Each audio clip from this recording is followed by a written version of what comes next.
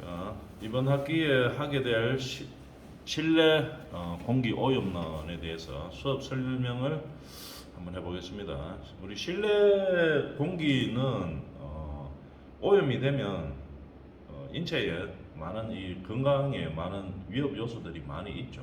그래서 그것을 정화하기 위해서 여러 가지 뭐 제도적, 법률적, 기술적 이런 뭐 제도들을 많이 우리나라에 정착시키고 있습니다. 이제 그런 내용들에 대해서 공부하게 될 것인데 수업 목표에 대해서 한번 볼까요?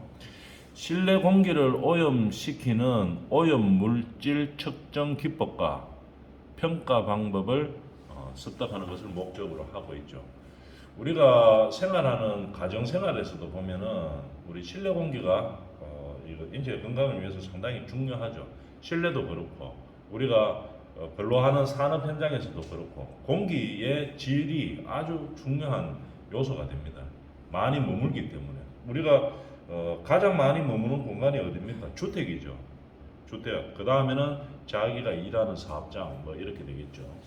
근데 이 주택 같은 경우에는 우리가 실내 공기질법이라고 있죠. 실내 공기질 법이 있습니다. 개선법이 있기 때문에 그 법에 따라서 우리가 실내 공기질을 개선하고 있죠. 뭐 예를 들어 뭐 어떤 것들이 있냐 하면은 우리가 2006년 이후에 짓는 아파트들 보면 공동주택 이런 걸 보면은 그때는 이제 100세대였는데 작년에 이제 30세대로 바뀌었죠. 2021년부터 이렇게 바뀌었는데 공동주택에서는 공기 순환 장치가 반드시 장착이 되도록 그렇게 되어 있습니다. 이게 뭐냐면은 우리가 자연 환기를 보통 시키죠. 자연 환기가 제일 좋습니다. 예를 들어서 우리 내가 살고 있는 주택 주변이 산속이다 아니면 산하고 가깝다 이런 공기가 아주 좋아요. 그러면 가장 좋은 환기 방법이 뭡니까? 문 열고 자연 환기 시키는 게 제일 좋죠. 근데 이게 내가 사는 집의 환경이 주택의 환경이 그런 이 자연 환경하고 친한 가까이 있는 게 아니고 저기 어디 뭐 서울 뭐 압구정동 한복판이다 이럴 수도 있죠. 뭐 맨날 차량 통행이 많고 주변에 집 바깥에가 공기가 너무 안 좋다 이래 되면 자연환기 시키면 어떻게 됩니까? 집 안에 주택 안에 공기보다 더 나쁠 수가 있죠. 바깥에가. 그러니까 이 자연환기 시키면 어떻게 됩니까? 나쁜 공기가 그냥 들어오는 그런 형상밖에 안 되겠죠. 형태가. 그렇기 때문에 어떻게 됩니까? 공동주택에서는 우리 실내 공기질을 개선하기 위해서 자연환기가 아니고 기계환기로 환기를 시키는 겁니다. 그건 뭐냐면은 쉽게 말해서 집안의 공기를 바깥으로 빼냅니다. 모터로 인위적으로 빼내죠. 그 다음에 바깥에 있는 자연의 공기를 집 안으로 집어넣습니다. 모터로 해서 강제로 집어넣는 거죠.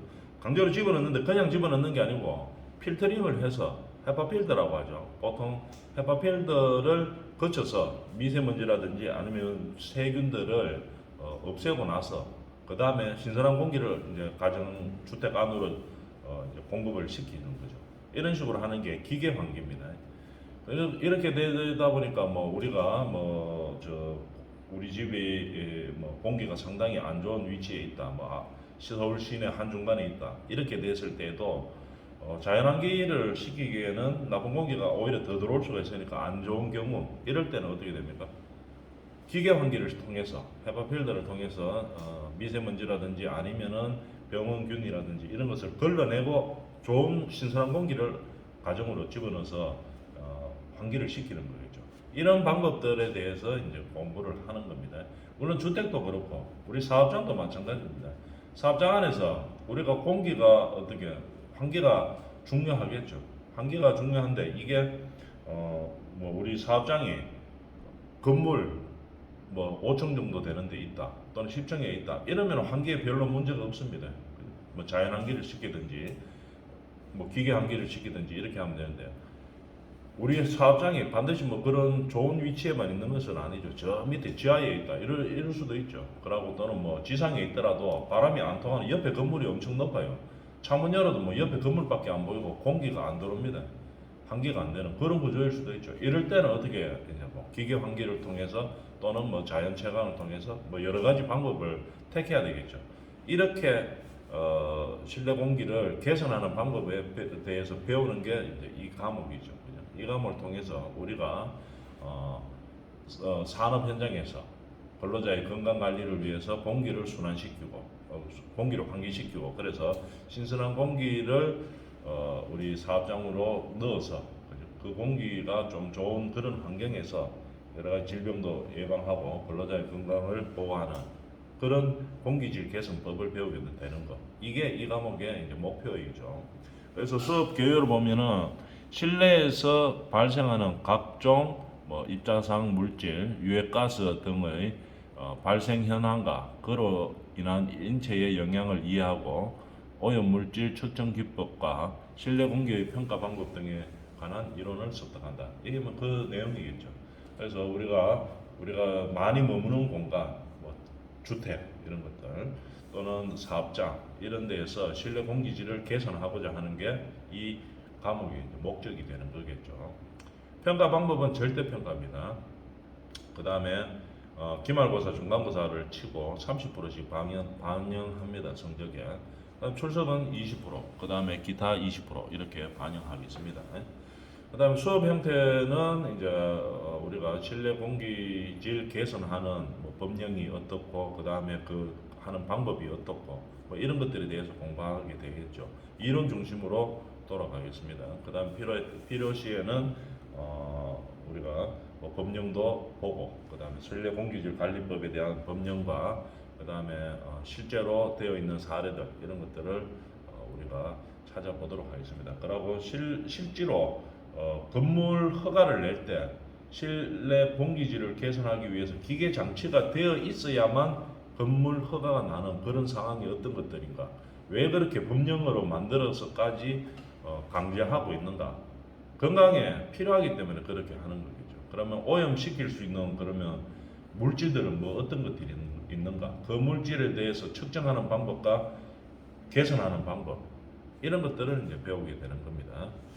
그래서 실내 공기질 개선법 이거는 우리가 삶의 생활 수준이 높아지면서, 그죠? 쉽게 말해서 우리가 중진국에서 선진국으로 넘어오면서부터 이제 강조되어 온 그런 분야이죠. 그래서 건강 관리를 위해서 우리가 이제 삶의 질적인 그런 수준이 자꾸 높아지다 보니까 환경에 대한 이런 문제들을 많이 생각하게 되겠죠. 그 중에 하나인 겁니다. 그래서 우리가 눈으로 보이지는 않아죠. 실내 공기가 나쁜지 좋은지 이건 눈으로 보이지는 않지만 이게 통계적으로 이렇게 보면은 실내 공기 때문에 근로자들이 건강상의 문제가 생기는 경우가 상당히 많이 있습니다. 그래서 이런 것들을 해소하고자 그에 대한 관련 지식들과 해결 방법들에 대해서 배우는 거죠. 이번 시간에 수업 설명은 여기까지 하도록 하겠습니다.